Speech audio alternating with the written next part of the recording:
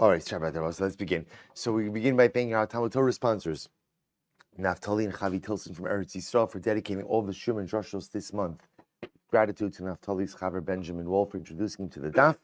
May HaKadosh Baruch Hu bless us to finish the Daf Yomi cycle together and celebrate with the shiur together in Eretz Yisrael.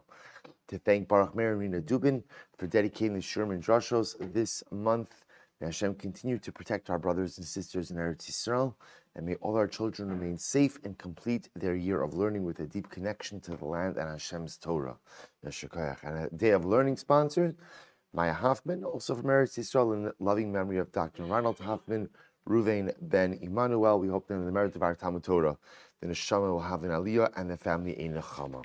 And also with that, let us begin. We have a beautiful daf. First of all, an incredible yashkoach. Thank you to Moshe Abramson for the incredible image of the Beis Hamikdash. In Eretz Hashem, we are going to use it today a little bit actually in the new parak in Eretz Hashem, and we will definitely use it well in the weeks ahead. So I'll say today's daf is Lamed Tes 39, and we are picking up on Lamed Ches Amud Beis 38b. We are picking up. We left off on the wide lines on the bottom, the second of the wide lines. So the Gemara is speaking about, so actually let's just begin from the first wide line. Rabbi Elazar, we spoke about this yesterday. Whoever causes himself to forget his learning causes galus, causes exile for his children. So we noted yesterday that it doesn't say kol hashachech, it doesn't say whoever forgets, but rather mishacheach. Mishacheach means that one causes themselves to forget, that one is negligent in remembering. If something is important to me, I remember it. If it's unimportant to me, I don't remember it. So if Torah is unimportant to me, then unfortunately, again, it causes galus. Galus represents disorientation, causes galus to his children. Shnei Amar, Rabbi Omer Moridin also Migdulaso. If a person causes themselves to forget their Torah, they lose their stature. Shnei Amar, I was supposed to say, so again, this is ideas that one causing oneself to forget represents, I don't take my Torah seriously. It's not a priority. It's not first and foremost on my mind to remember it. So again, I could mess up my children's chinuch if Torah is not a priority for me. Any greatness I amass ultimately could be lost if Torah is not a priority for me. What's a beautiful Gemara. A tzaddik doesn't leave this world until another tzaddik is born. Because the pasuk says, the sun will rise and the sun will set. Only once the sun rises, only once there's a tzaddik who's born into this world, does HaKadosh Baruch Hu take the tzaddik who is already here. So there's always this presence of a tzaddik. Before Eli passes away, Shmuel was already born. Kadosh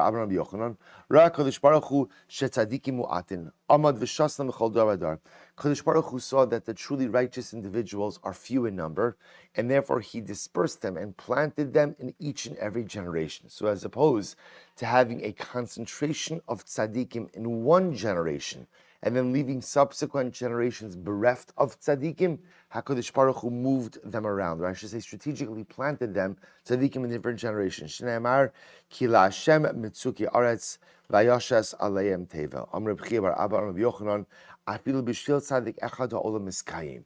The world exists even for the benefit of one tzaddik. Shnei Amar, v'tzaddik yisod olam. Rebchia, Didei Amr Mehacha, Ragle Chasidov Yishmar. The pasuk says ultimately again, the Ragle Chasidov, the feet of his tzaddikim, he goes ahead and he Kadosh Baruch Hu will guard the world. Now the way the Gemara is dashing the pasuk is Ragle almost means like bishvil, right? As a result, for the tzaddikim, Kadosh Baruch Hu goes ahead and protects the world. The Gemara says Chasidov tuva mashma, but Chasidov is plural.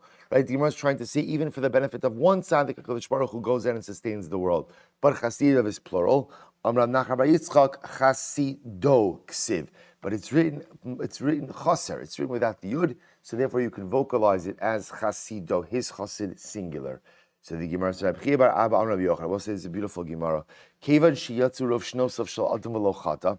If the majority of the years of a person's life has passed him by and he has not sinned, shuv eino chote, he will not sin anymore. Shne'emar raglei chasidav yishmar. So we'll say this is an intriguing Gemara. So just tell us what the Gemara is saying over here. Raglei chasidav yishmar, the Gemara is using as a lashon of hergel. If a person becomes habituated to not sinning, so the majority of a person's life has passed and he has not sinned, he's established a regilus, he's established a habit, and he is not going to sin. Now, of course, the interesting nature of this Gemara is, who knows when the majority of one's years have passed, right? We don't know how long we're going to live. And also, furthermore, we'll say, what does this mean? In general, we have a concept that al tamin ba'atzmecha ad yom mosecha. Do not believe in yourself until the day that you die. Because at the end of the day, a person should never think that they're beyond temptation. A person should never think that they've conquered or overcome a particular Yetzer Hara, because I'm always susceptible to sin. So what's the pshat over here? So the Marsha explains very beautifully that all the Gemara is saying is we are creatures of habit. We are creatures of habit. We'll say, by the way, this lesson is incredibly profound, especially now. We see, because our lives have changed so much over the last year, how we've formed new habits. And it's incredible how a year's worth of habits could undo 30 years of habits before that. That's how man works. So what the Gemara is simply saying is, if a person forms a sustained habit over the course of the majority of their life, in this case, the sustained habit is what? The avoidance of sin. So the good news is, when you form good habits, those habits remain with you. So kivan sheyatzu rov shnosav shel adam v'lo chata shuv eino chote. It's not a promise. It's not saying if you have not sinned for the majority of your life, you'll never sin again. But what the Gemara is saying is just a din in human nature. If I habituate myself to live a certain way, I habituate myself to conduct myself a certain way, habits stick. Bein l'tov, bein l'ra, and good and for bad. In this case, it's for good. So the Gemara says, "The B'shila Amri kevan shabal liyodo dvar avera pan rishona ushniya ve'ino chote shuv eino chote." But here's another example of this. If a person resists the temptation to sin one time, 2 times, he will not sin again. Is that a definitive statement? He'll never sin again? No. But what it's saying, Rabbi say, is the life is all about creating positive patterns of behavior.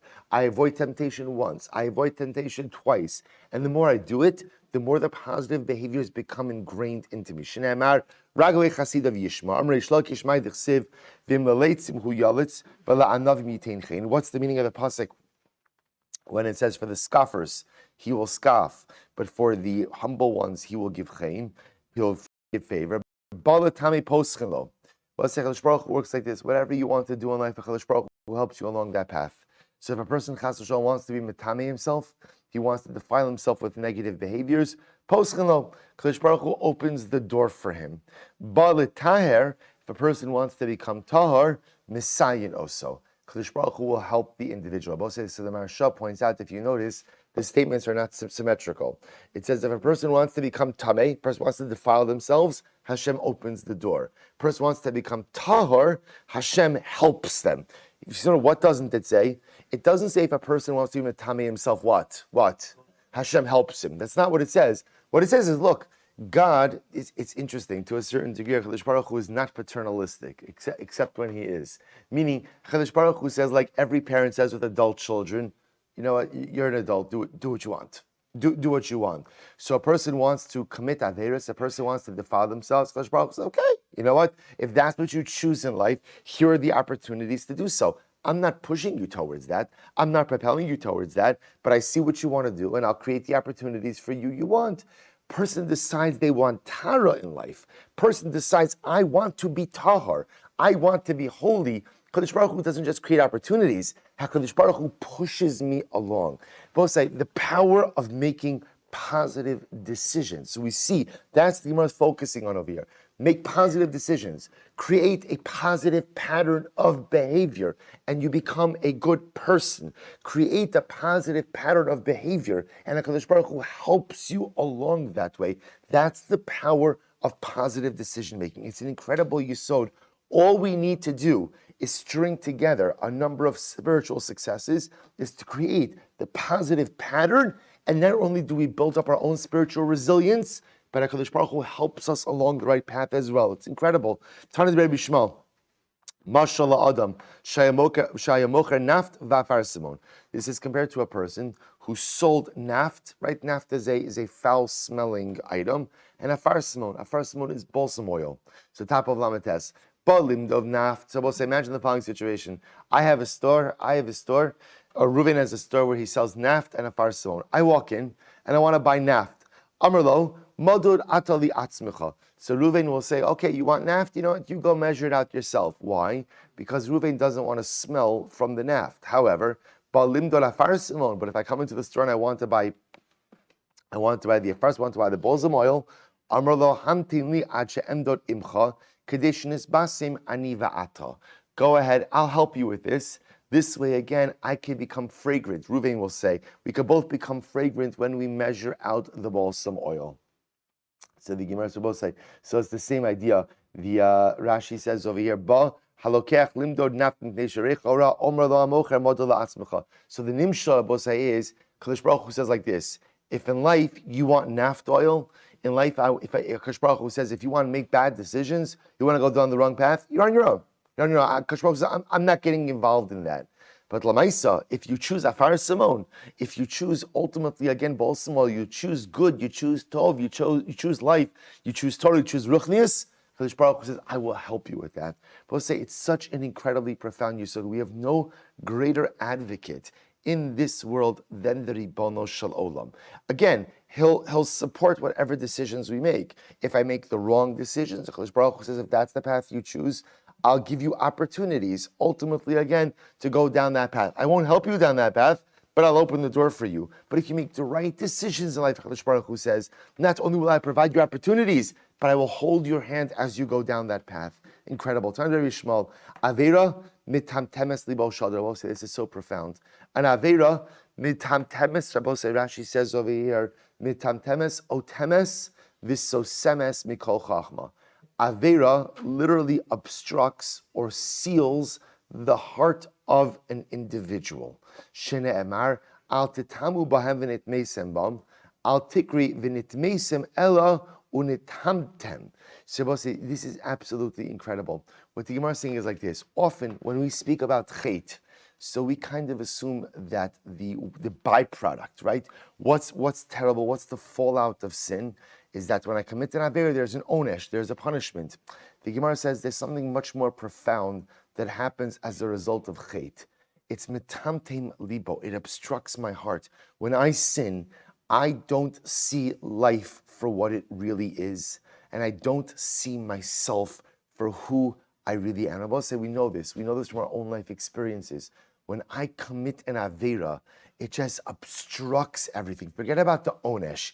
I will say it's important. I think as we get older, we begin to recognize that onesh, punishment, is like the least important part of the ramification of sin. For one good reason, you can do tshuva and you can get rid of the onesh. Onesh is the easiest part of chet to deal with. The real tragedy of chet is what it does to us as people, the way it fundamentally changes us. That when I sin, in the aftermath of that sin, I'm simply not the same kind of person. And as a result, I don't see the world correctly. I don't see myself correctly. I don't see other people correctly. It's metamtem. It just messes everything up. So the Gemara says, al titamu bahem v'nit meisem bam adam metame atzmo ma'at metamen osa harbe. But unfortunately, the way the world works is if I defile myself a little bit, metamen oso, so they defile him much. Milamata metamen oso milamala. If I defile myself here in this world, I am defiled in the world to come. Metamen oso leolam. I'm sorry. Ba'olam hazeh metamen oso leolam haba. So I say the idea being that unfortunately sin has a snowball effect, right? The way it works with chet, unfortunately, is that what begins as a small, minor infraction, unfortunately snowballs. And we know this. Often a person commits an aveira, and I think I could contain the fallout of the sin. But before I know it, an entire process has begun. So that which began small then becomes big. That which began only impacting me here affects the celestial sphere. That which began in Olam Hazeh ultimately impacts Olam Haba. Tan Rabbanon, Viskadashtem V'isim Kidoshim. So ultimately you shall sanctify yourself, you shall become holy. Adam Mekadesh Atzmo Ma'at Mekachin Oso Harbe. Person, but I will say the converse is also true. If a person goes ahead and sanctifies himself a little bit, Kedusha also has a snowball effect. Mila mata, mikachin also mila mala. If I sanctify myself in this world, right, or below, I'm sanctified above. Ba'olam hazeh, mikachin also the olam haba. And if I sanctify myself in this world, ultimately I'm sanctified in the world to come as well. Both say the idea being that often our actions are amplified. And this is both for chait as well as for mitzvos. So a little aveira has unfortunately again a propensity to snowball into something much bigger. And before I know it, I cannot even control the fallout of my actions. But it is true with Kedusha as well. A little bit of Kedusha can become a flame, or can become a spark that is flamed into something absolutely magnificent. But it's incredible. I would just encourage you, we have to go through these Gemaras very quickly just because the nature of Daf Yomi. I would urge you, fold down the page in your Gemara, go back. These are the kind of Gemaras to look at. These are the kind of Gemaras to learn a little bit more, kind of Gemaras to share with others, because they're just incredibly, overwhelmingly profound. Hadron Allah, Amar Lahem Hamamon. Abosai, Mazel Tov. Mazel Tov weiter. Taref Bekalfi, Vehela Shnei Garola. So we'll say, so now again, we're back to this Shiur La'azazel. So remember again, last Mishnah already, right? Last Mishnah, we began speaking about the shiur la'azazel. We began speaking about the process of the two goats. So now we're talking about drawing the lotteries for the two goats. Rabbi say, and I have to thank Yair for my laser pointer. Thank you, Yair. Thank you very much. So just to understand where we are. Chevron Zoom, I'm sorry, you are missing the fun over here. I apologize. So Jose, if you notice, the lottery is taking place right in this area over here. Right, that's where the lottery is being drawn. So to remember, Mizbeach, north of the Mizbeach. So here's the lottery. So Taraf Bekalfi, the Hela Shnei Gorola. So we'll say, and again, he drew two lots. Echad Kasav Alav L'Shem, Echad Kasav Alav La'azazel. One of the lots has written on it La Hashem, and one of it has written on it La Azazel. So again, we'll discuss. Azazel means taken to the barren wasteland, thrown off the cliff. We'll get into this in greater detail. Hasgan b'yamino, v'rosh beis abismos. Remember again, the Kohen Gadol standing in the middle. The skan Kohen Gadol, the assistant or the backup Kohen Gadol, is to his right. The rosh beis av, who is the head of the on-call Kohanic family, is to his left. Im shal shem Allah b'yamino. If the lot that said La Hashem comes up in the Kohen's right hand, Haskan Omer Lo Ishi Kohen Gadol Hag Beyamincha. So the skan says, Kohen Gadol, lift up your right hand. Ve'im al shem Allah bismolo. But if the lot that said La Hashem comes up in his left hand, Rosh Beis Av Omer Lo Ishi Kohen Gadol Hag Beismolcha. So the Rosh Beis Av will say, Kohen Gadol, raise your left hand. Nostnan al Shnei Asirim. The Kohen then goes ahead and places the lots on the two goats. Va'omer laHashem chatas, and he says laHashem chatas. So we'll say, so there's three parts to this process, right? Part number one is the drawing of the lots. Remember, the goats are right in front of the Kohen Gadol. Right, one goat to his right, one goat to his left. Skan is to the right, Rosh Beis Av is to the left. So part number one of this process is the actual drawing of the lots. We're going to see he places two hands inside, pulls out two lots. Interestingly enough, it almost appears as if the skan and the Beis Av are the ones who look at the lots. So ultimately, so step number one is the drawing. Then again, depending on which side La Hashem falls out on. If it's on the right, the skan says, Kohen Gadol, raise your hand. If it's on the left, the Rosh Beis Av says, Kohen Gadol, raise your hand. So part one is the drawing of the lots.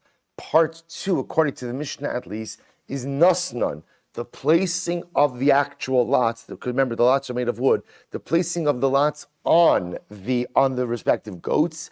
And then part three, Va'omer, is an amira, a declaration, La Hashem and La Azazel. Rabbi Shmuel said there was no need to go ahead and say La Hashem chatos, but rather ultimately, again, all you needed to do was say La Hashem. We'll discuss that machlokes. Vein onin acharav baruch shem kival machus aliyah lavad. And we'll say again, as we've established before, Anytime the Kohen Gadol says the name of Hashem, the response in the Beis Hamikdash was Baruch Shem Kivod Malchuso Liolam V'ad. Beautiful. Lamali Taraf Bekalfi. So we'll say, here's what's interesting. The Gemara just makes an observation. Taraf means to grab something quickly, right? So why does the Mishnah have to say Taraf Bekalfi? Why is he grabbing the lots quickly? In other words, just grab the lots, pull out the lots. So we'll say, because what are we concerned about? Remember, the lots were engraved, which means that technically speaking, what you could do is you could feel with your fingers which one says La Hashem and which one says La Azazel. They did not want the Kohen Gadol doing that. Instead, you stick your hand in, you pull out the lot. Now, why would the Kohen Gadol feel around? This is very interesting. It was considered to be a good siman for the La Hashem one to come out on your right hand.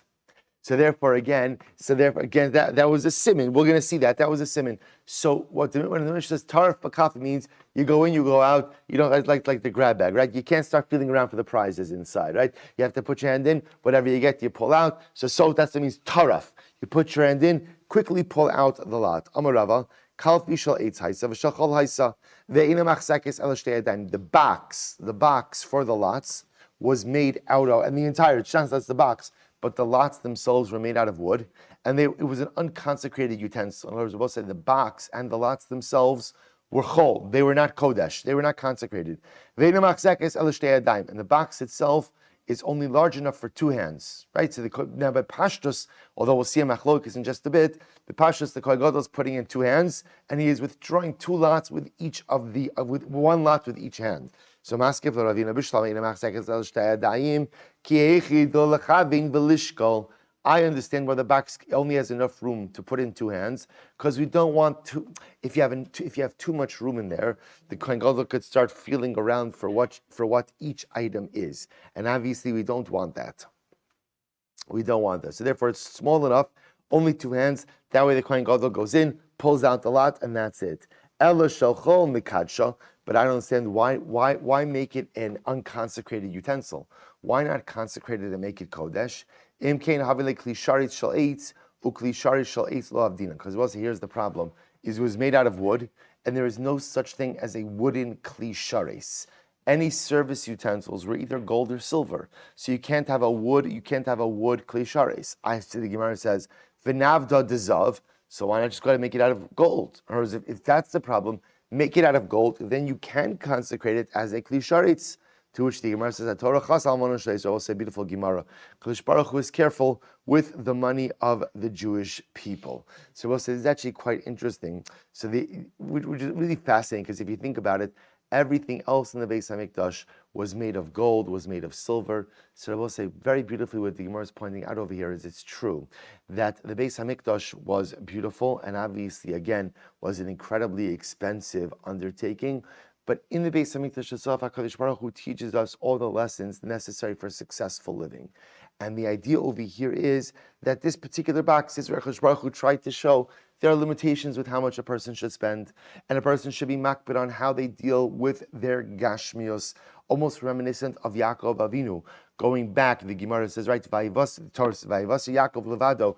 Yaakov Avinu was left alone, and then he fights with the mysterious Ish, right, the Malach of Esav. And Rashi says, why was he levado? Shachach pachim kitanim. He forgot his Tupperware, right? He forgot his small utensils, and he went back for it. And the Gemara says, Mikan, should tzadikim mamon chavivin yoser migufein. You see that tzadikim are very careful with their money. Money is a gift from the Ribono Shel Olam. Gashmios is a gift from the Ribono Shel Olam, and as such, we treat it with respect and reverence because I recognize it comes from God. So HaKadosh Baruch Hu is trying to teach us over here that you have to be careful with how and what you spend your money on. Everything else is gold. This is wood, because it didn't need to be gold. It didn't need to be a kli sharis. It didn't need to be a service utensil. HaKadosh Baruch Hu is teaching us that He has, quote unquote, compassion on the money of Klal Yisrael, teaching us that we must be responsible with our dinim, with our mumminess as well. Masis lo ki aitana. This is Buddha Mishur Rav Elazar Haskan. Kohen Gadol. I'm sorry, Mishur Rav Elazar Haskan v'Kohen Gadol machnisin yadam mekalfi. Well, listen, this is an alternate version. In this version, it is the skan and the Kohen Gadol who are each drawing a lot. So the skan puts in his right hand, and the Kohen Gadol puts in his right hand. They both put in their right hand, and the two of them draw lots. So the Gemara says, "Im b'yamino shel kohen gadol ola haskan omer lo ishin kohen gadol ha'beyimincha." If the lot LaHashem comes up in the kohen gadol's right hand, then ultimately the skan says, "Kohen gadol, raise your hand."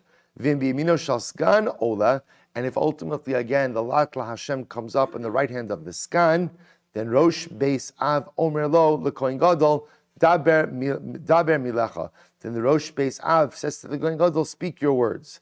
I v'neim alei skan. Why doesn't the skan say it? Kevan de lo salak biyadei chal shadaiti. Because they're both saying a case where the lot LaHashem comes up in the hands of the skan and doesn't come up in the hands of the Kohen Gadol. There's a chalisha sadas. The Kohen Gadol himself could be sad, right? Why did I not have the privilege for the lot LaHashem to come up in my hand, and instead it came up in the hand of the skan? But my kamir flagi. So what are they arguing about? Mar savi yamina the skan adif mismale the Kohen Gadol. One opinion says that the right hand of the skan is better than the left hand of the Kohen Gadol. I was supposed to say we'd rather have the LaHashem lot come up in the right hand of the skan than the right hand of the Kohen Gadol. And I will say the beauty of this approach is you're using two right hands, right? You're using two right hands. So the good news is that whichever way it comes out, the lot LaHashem is automatically coming out in what? Automatically coming out in what? In the right hand. In the right hand. So one opinion says that the right hand of the skan is better than the left hand of the Kohen Gadol. Umar Savar Kia Dadininu. The other opinion says no, the right hand of the skan is the equivalent to the left hand of the Kohen Gadol. Uman Haitana the Polygal Rabbi Yehuda. And who is this Tanu who argues on Rabbi Yehuda? Rabbi Chanina Skana Kohanim who is Rabbi Chanina Skana Kohanim Desanya. Rabbi Chanina Skana Kohanim Omer Lama Skan Miyamino. Why is the skan positioned to the right of the Kohen Gadol? Shem Irabo Psul the Kohen Gadol Nichnas Skan Umeshamish Tachtov. This way again, should there be some type of disqualification of the Kohen Gadol, the skan is ready to go. So we'll say, so an interesting machlokes. Our Mishnah has it, Kohen Gadol's in the middle, skan is to the right, Rosh Beis Av is to the left, but it is the Kohen Gadol who is drawing both lots, one with his right hand, one with his left hand. An alternate version has the skan and the Kohen Gadol each drawing a lot, each of them with their right hand. We're going to see the Rambam Paskin is like the version in our Mishnah, named that is the Kohen Gadol who's drawing both lots. Tana Rabbanon, both says beautiful. Arbaim Shana Shishimi Shimon HaTzadik. So also remember again, the 40 years that Shimon HaTzadik was the Kohen Gadol. Remember again, who was Shimon HaTzadik? Pirkei Avos. Haya Mishiyarei Anshe Knesses Hagidola. Right? Shimon HaTzadik was a leftover from the men of the Great Assembly. So Shimon HaTzadik was a Kohen Gadol at the beginning of the Second Temple era, right after Ezra, right? So Shimon HaTzadik who was an incredible tzaddik, right, was the Kohen Gadol for 40 years. Hayagoral Ola Biyamino, right? Biyamin. All the years that Shimon HaTzadik was Kohen Gadol, the lot LaHashem always came up in the right hand. Mikan ve'elech pamim Ola Biyamin, pamim Ola B'smol. After Shimon HaTzadik, sometimes, ultimately, again, it came up in the right hand, sometimes in the left hand. We'll say furthermore, again, the red string, which we'll discuss, which was tied around the horns of the Sir Lazazah, and part of it was tied by the Beis HaMikdash. The red string always turned white as a sign of forgiveness of Klal Yisrael. Mikan ve'elech, after Shimon HaTzadik, pamim albin, pamim inom albin. Sometimes it turned white, sometimes it didn't turn white. V'hayaner ma'aravi dolek. And the western candle of the menorah never extinguished. It never went out. Mikan ve'elech pamim dolek Mikan ve'elech pamim dolek upamim kava. From after Shimon HaTzadik, sometimes it remained lit, and sometimes it was extinguished. V'haya ish shal ma'aracha miskaber. Furthermore, again, the fire of the ma'aracha, the fire of the pyre. We'll say, remember again, on our Beis HaMikdash, the pyre that we're talking about over here is right there. Remember, that's ma'aracha gidola, ma'aracha kitana. So that fire of the ma'aracha always remained lit. Always remained lit. V'lo hayu kanan lahavi tzrichim lahavi eitzim l'ma'aracha chutz mishnei gizre eitzim l'kayim mitzvahs aseh. And furthermore, the Kohanim never really had to add on that much wood, except for the shnei gizre eitzim, the 2 pieces of wood that you bring to the mizbeach each and every day as a fulfillment of the biblical obligation. Mikan ve'elech. But after that, pamim miskaber, pamim ein miskaber. Sometimes the fire would rage, sometimes it wouldn't rage. V'lo hayu kohanim ninam elahavi eitzim l'ma'aracha kol yom kulo. V'nishtach habracha ba'omer ub'shtei alechem lechem apanim all the years of Shimon HaTzadik, the 40 years that he was the Kohen Gadol, there was a bracha in the carbon Omer, right? The barley for the Omer, Shtei Alechem, which is the unique carbon of Shavuos, Lechem Aponim, V'chol Kohen Shemagia Kezayis, and any Kohen who got a Kezayis of the Lechem Aponim, Ochlo V'Saveh. There was a bracha in the Lechem Aponim, then you would eat a Kezayis of it, and you were totally satiated. V'yesh Ochlo Umosir. And some people couldn't even, there was such a bracha in the Lechem Aponim that some Kohanim couldn't even finish their full Kezayis. Mikan ve'elech, but after Shimon HaTzadik, Nishtalcha me'ira ba'omer b'shtei Lechem Aponim, a curse or a blight, was present in the Omer, the Shtei Lechem Aponim, v'chol kohen magio kipol. And we'll say the Kohanim didn't even get a Kezayis, they only got the size of a bean. Hatznuin, so the humble or modest Kohanim didn't even consume it because they knew that it was not the requisite amount and they knew that they would not become satiated. V'hargargarin notlin va'ochlin. But the ravenous Kohanim would go ahead and eat up even the small portion. And one time there was a story of a Kohen who took his portion and his friend's portion. Vayukorin oso ben amadeis Ben Chamson ad Yomoso. And they used to call him Ben Chamson, right? Ben Chamson means you son of a thief. You got nervous, I was going to say over there, right? You son of a thief. Until he died. Shila, Mikra. What's the pasuk that says Chamson is a thief? So the Gemara quotes over here the pasuk from Tilim Elokai, Paltin miad Rasha, Mikaf ma'avel v'chometz. Rava Armehacha, Lamdu heitiv darshu mishpat, Ashro chamutz. Quotes over here, the Gemara says, Ashro chamutz, the Gemara says, Ashro or Ishro chamutz va'alta Ashro chometz.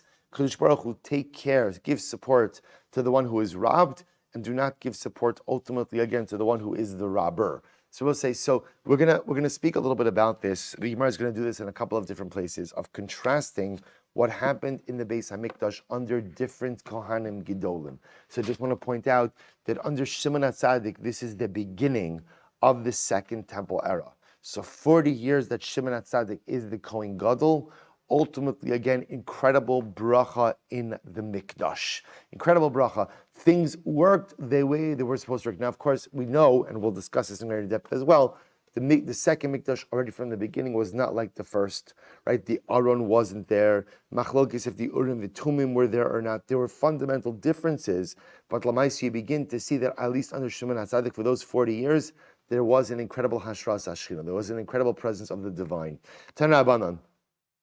Well, this is so profound. Osa Shana Shemes Ba Shimon HaTzadik, the year that Shimon HaTzadik died. Amar Lahem B'Shana Zehu Meis. Shimon HaTzadik said to the people, this year, I'm going to die. He said, this year I'm going to die. So the Gemara said, Amar Lo Minayin Ata Yodea. So he said to him, Shimon HaTzadik, how do you know that? Amar Lahem B'Chol Yom Kippurim Hayim Izdamin Li Zakin Echad Lavosh Levanim Va'atof Levanim. So Shimon HaTzadik said, because every year in Yom Kippur, there's an older man who accompanies me into the Kodesh HaKadoshim. Isn't it incredible? And ultimately, he wears white, and he's wrapped in white. Nichnas imi v'yatzi imi. He goes in with me to the Kodesh HaKadoshim, he comes out with me. V'hayom, this past Yom Kippur, nizdami li zakin echad, an old man joined me, lavush shchorim v'atuv shchorim. And he was wearing black and wrapped in black. Nichnas imi v'lo yatze imi. He went in with me to the Kodesh HaKadoshim, but he did not come out with me. So Shimon HaTzadik took this as a simon, both the black, right, the black instead of the white, as well as the going in but not coming out, to represent the fact that Shimon HaTzadik was going to leave the world this year. So sure enough, the Gemara says, Achar HaRegel, Cholosh Shivas Yomim, after Sukkos, Shimon HaTzadik became sick for 7 days, umeis, and ultimately again he died. So we'll say there's a lot of symbolism in this story. We'll have to come back to it in Eretz Hashem, but incredibly profound. So just so you see, whoever this old man was, whether this was Eliyahu Hanavi, whether it was one of the Malachim, Shimon HaTzadik goes into the Kodesh HaKadoshim accompanied by some presence each and every year. And this year, when the presence was wrapped in black, went in with him did not come out with him. The lack of coming out ultimately highlighted to Shimon HaTzadik that his life was coming to an end. So the Gemara says he became ill. Ultimately, again, 7 days after Sukkot, he died. V'nimnu echav hakohanim levarech b'shem. The boss is very interesting. After Shimon HaTzadik died, the Kohanim stopped using the Shem HaMeforash. They stopped using the ineffable name of HaKadosh Baruch Hu to bless the people. It's really incredible. They felt that after Shimon HaTzadik, no one was on the level to use that name of the Ribbon Shalom. Quite incredible. So the Gemara says, Tana Rabbanan, Arba'im Shana Kodim Churban Habayis, Lo Haya Goral Ola B'Yamin. So we'll say, similarly, the 40 years before the Beis HaMikdash was destroyed, the 40 years, the Goral, right, the Sir Lazazel, the Lat La Hashem never came up in the Kohen Gadol's right hand. V'lo Haya Loshen Shal Zahoris Malbin, and the red string did not turn white, symbolic of the fact that Klal Yisrael was not forgiven. V'lo Haya Ner Ma'aravi Dolek, and the western light, right, the western lamp of the menorah did not remain lit. V'hayudaltos ha'heichal niftachos me'elein. Abos isn't how profound this is. The doors of the Beis HaMikdash would open on their own. They would just suddenly open up. Rashi points out the symbolism in that is what?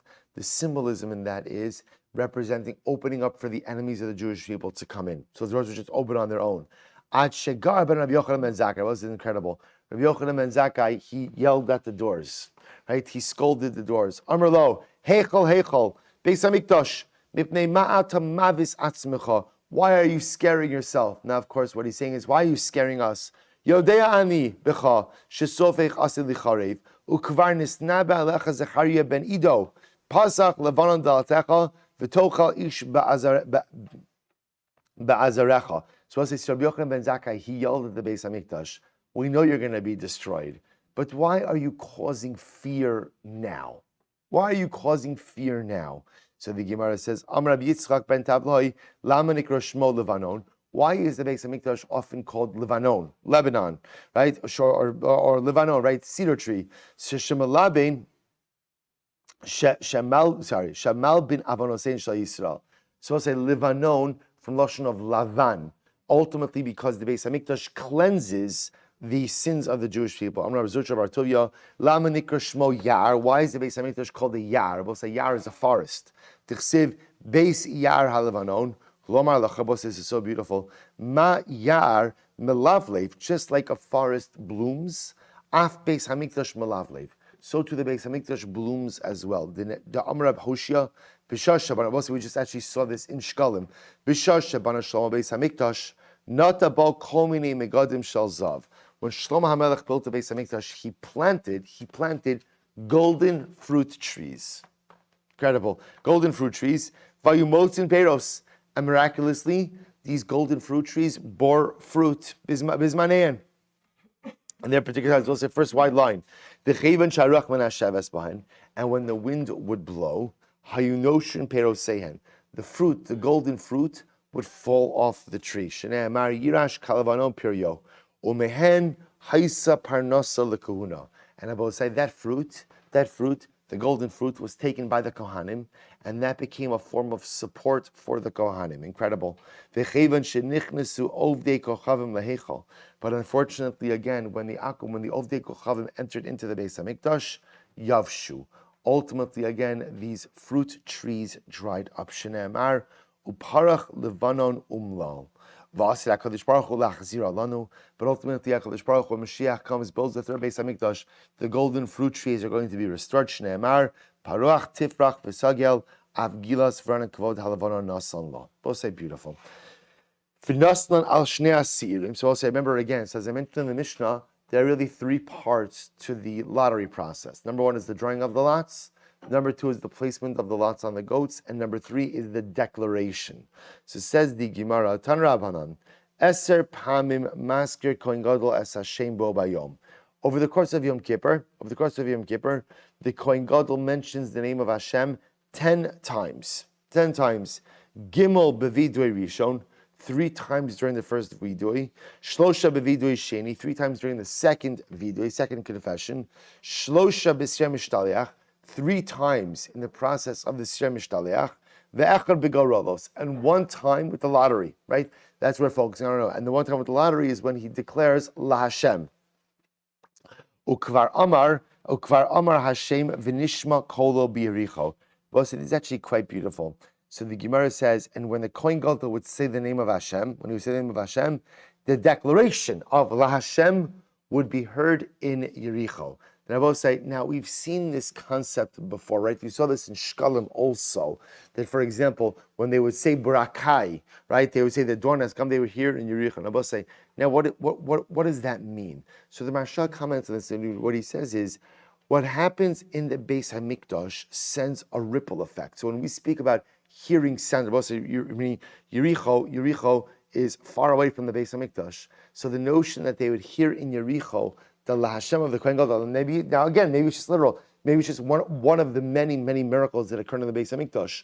But perhaps just on a deeper level, what the Gemara is saying is, what happens in the Beis HaMikdash is not limited to the Mikdash.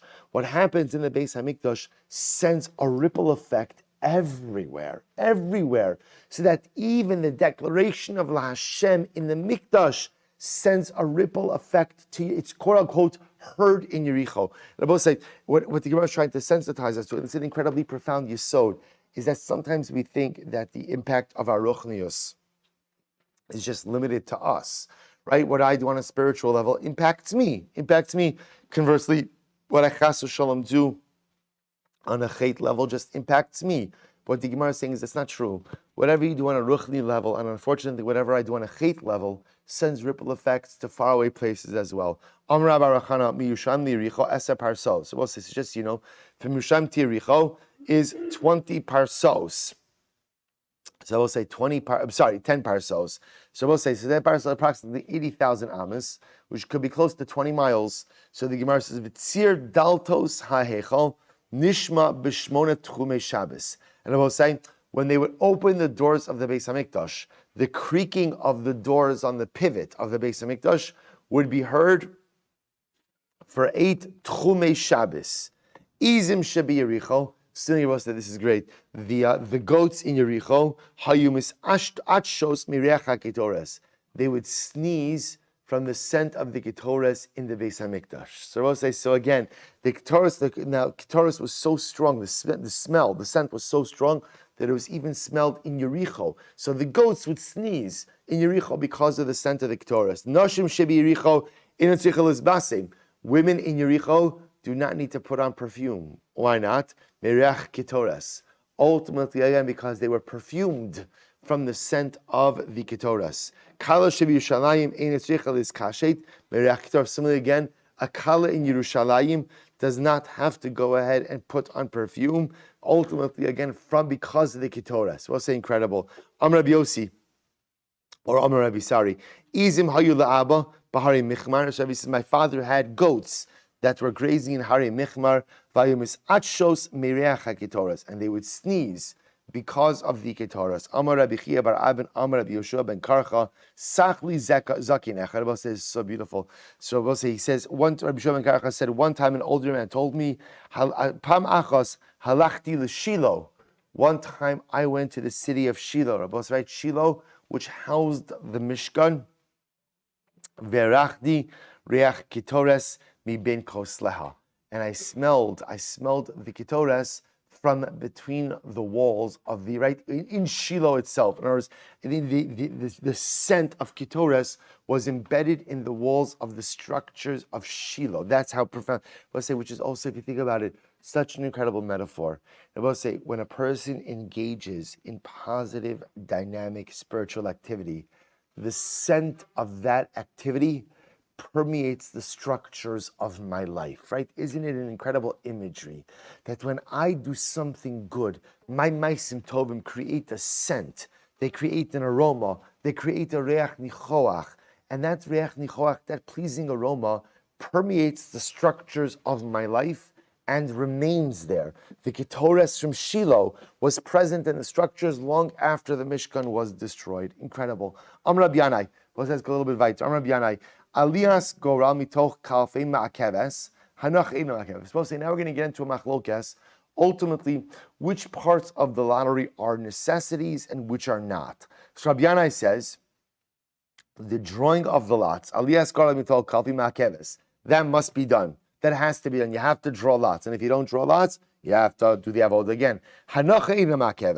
But the placement of the lots on the respective goats, that's not ma'akev. That's not you should do it, but if you didn't do it, it doesn't compromise the avodah. Rabbi Yochanan says, no, af aliyah ina ma'akev. So it's very interesting. Rabbi Yochanan says, even the drawing of the lots themselves, if you didn't do it, you're okay. In other words, so as long as you designated one goat la Hashem and one goat la Azazel, even if you just did it via a declaration without drawing the lots, the avodah is fine. So we'll say this is the fundamental machlokes. So again, Rabbi Yanai says you must draw the lottery, but again, if you didn't place the lots in the respective goats, you're good to go. Rabbi Yochanan, even if you didn't do the lottery and you just made a declaration, technically speaking, you're okay. Alibud Rabbi Huda, Damar Dvarm Hanasim Big Day Love, Anmibachotz Loma Akva. So it's according to Rabbi Huda who says that in general, any avodah done in white clothing, which usually refers to avodas Yom Kippur, but that's done outside of the kodesh, outside of what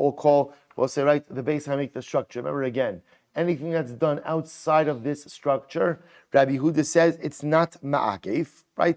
If you omitted it, ultimately again, you're okay. So then it makes sense. Kuli amalo pligi de lo ma'akva. But remember again, where the lot's being drawn?